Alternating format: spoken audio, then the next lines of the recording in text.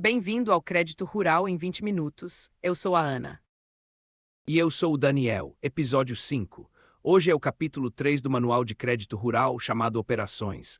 É aqui que estão as 4 modalidades que você usa todo dia: custeio, investimento, comercialização e industrialização. Daniel, essas 4 já apareceram na Lei 4.829, no episódio 1. Apareceram como finalidades no artigo 9º.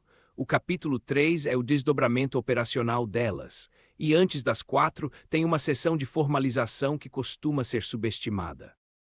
Vamos começar por ela então. Como se formaliza uma operação de crédito rural? Por 5 títulos possíveis.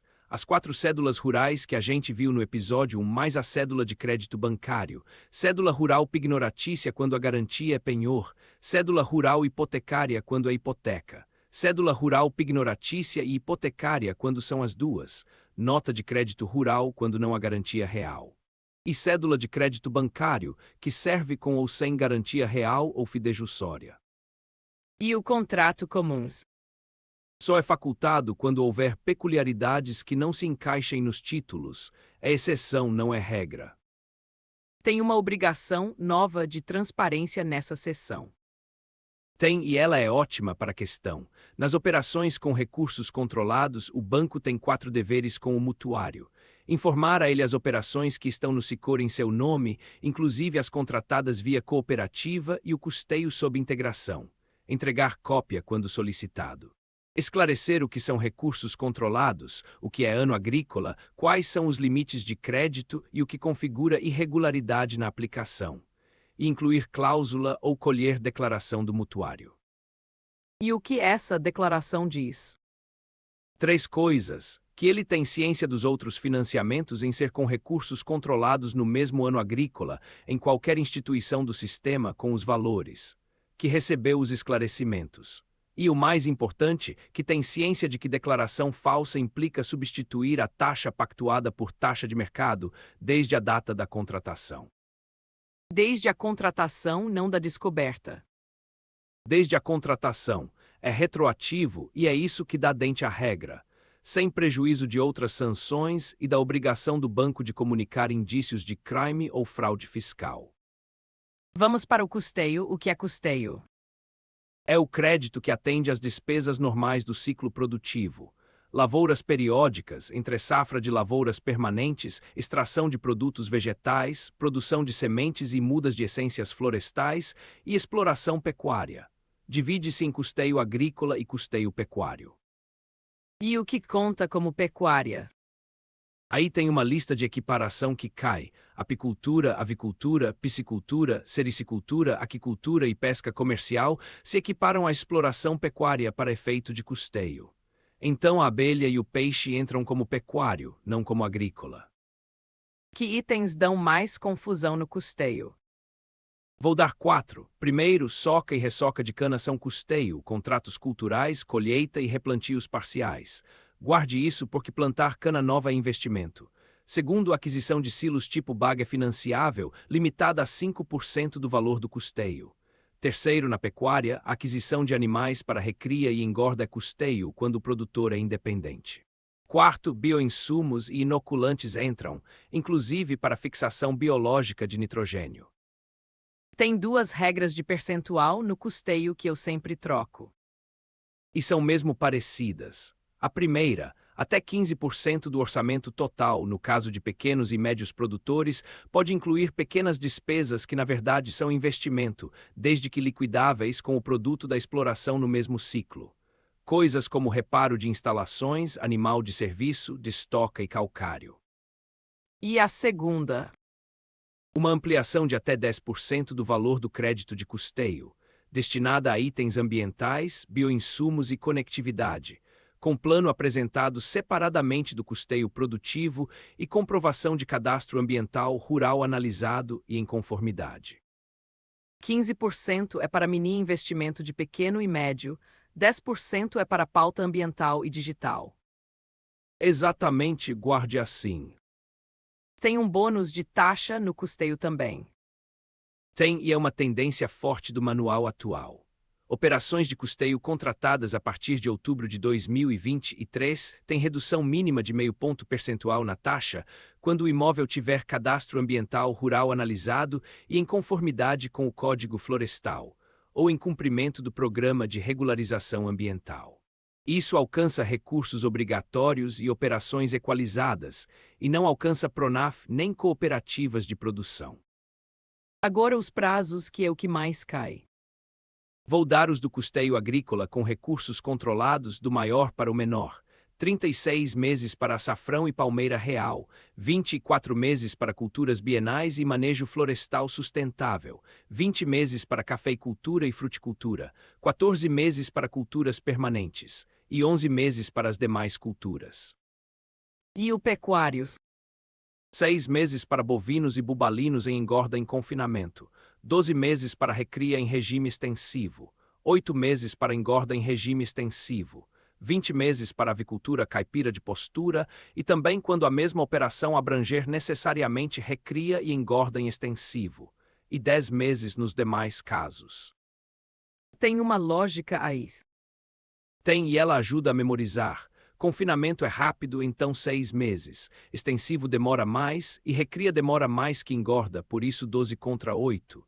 E quando a operação junta recria e engorda, soma-se o ciclo e vai para 20. E o vencimento do custeio agrícola? Fixado em prazo não superior a 60 dias após o término da colheita. Essa é regra de ouro e reaparece no PRONAF e no FUNCAFÉ. E as atividades que não têm safra definida, como suinocultura e avicultura de corte? Essas têm regra própria e cai.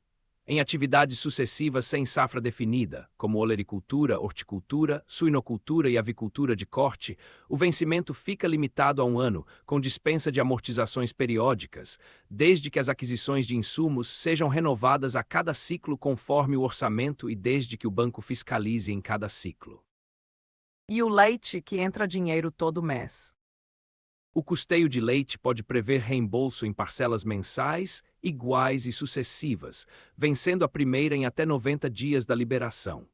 É o manual ajustando o cronograma ao fluxo real de caixa da atividade, que é o princípio geral do reembolso que a gente viu no episódio 3. Tem uma regra sobre o penhor do custeio que eu acho pouco conhecida. E é uma regra generosa com o produtor.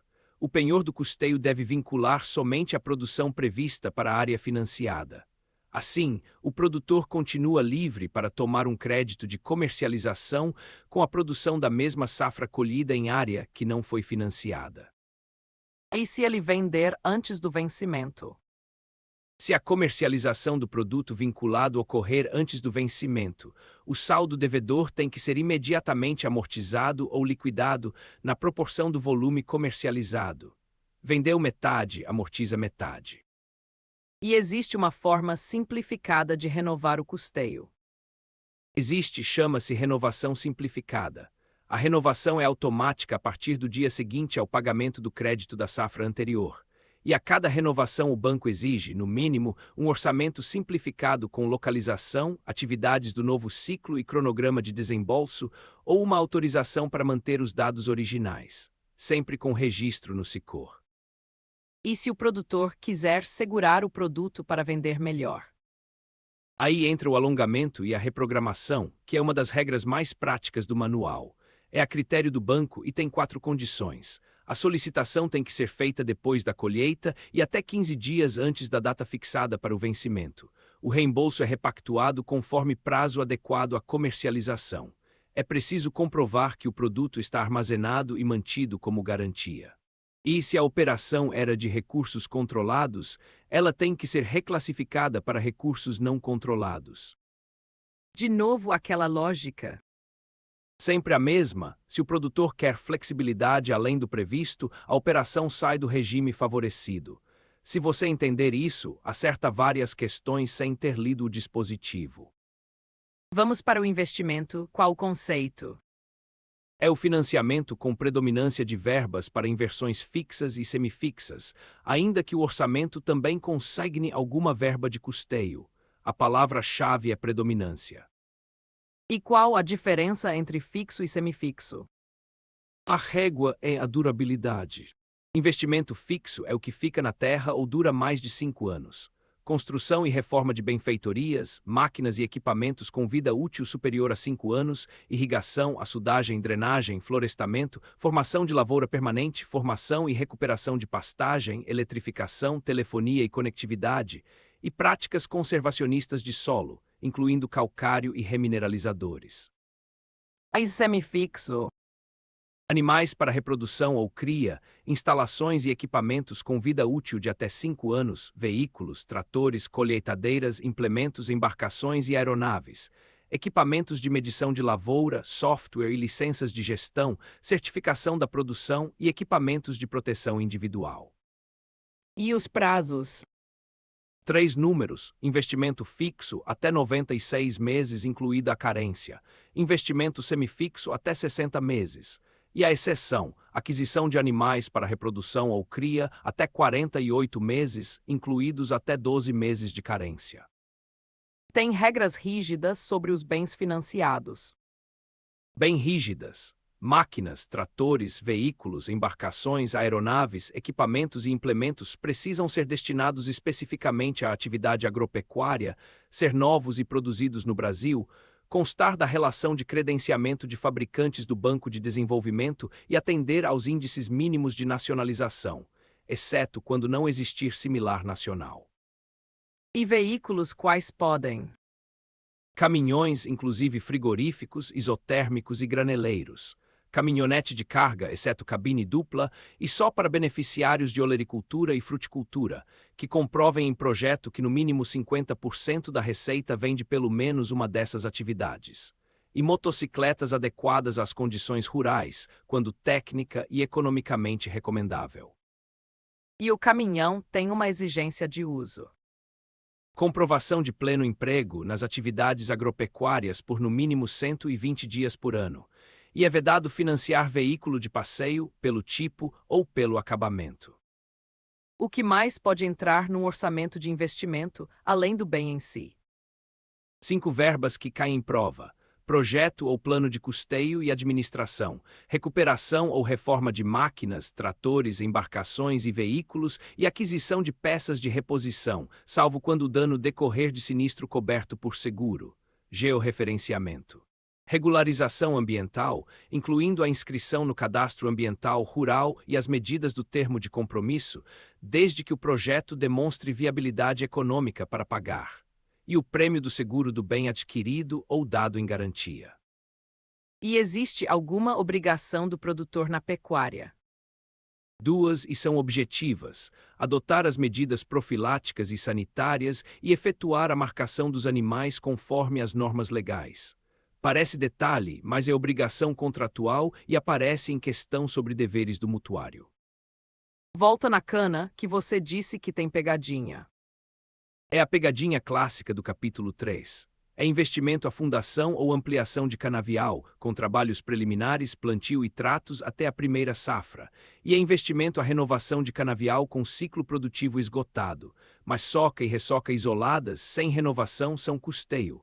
A pergunta que resolve é: estou implantando ou estou tratando o que já existe? Vamos para a comercialização. Qual o objetivo? Dar ao produtor ou à cooperativa dele os recursos para comercializar a produção.